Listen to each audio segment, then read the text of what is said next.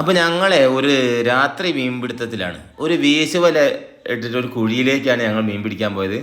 അപ്പോൾ രാത്രി ആയതുകൊണ്ട് രാത്രിയിൽ മീൻ കിട്ടും എന്നുള്ളൊരു പ്രതീക്ഷയിലാണ് ഇറങ്ങിയത്. അപ്പോൾ നോക്കുന്നുണ്ട്, ചിലപ്പോൾ കുഴിക്ക് ലേശം ആഴമുണ്ട്, അധികം ആഴമൊന്നുമില്ല, പക്ഷേ കൂടുതലും ചളിയാണ് കുഴിയിൽ.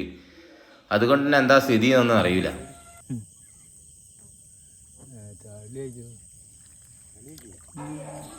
അപ്പം വല കുടുങ്ങിയിട്ടുണ്ട്. എന്താ വെച്ചാൽ അതിൻ്റെ അടിയിൽ എന്താണെന്ന് അറിയാത്തത് കൊണ്ട് വല കല്ലിലെന്തോ ഉടക്കിയിട്ടുണ്ട്. അപ്പോൾ അതൊരാൾ ഇറങ്ങേണ്ടി വന്നു. അതാണ് വീശൽ വലയിൽ നമുക്ക് നല്ല സ്ഥലമല്ലാത്ത സ്ഥലത്ത്, ക്ലിയർ അല്ലാത്ത സ്ഥലത്ത് വീതാൽ വലയും ഉണ്ടാവില്ല, അതേപോലെ മീനും കിട്ടൂല. ഇതിപ്പം കല്ലിൽ കുടുങ്ങിയാണ്.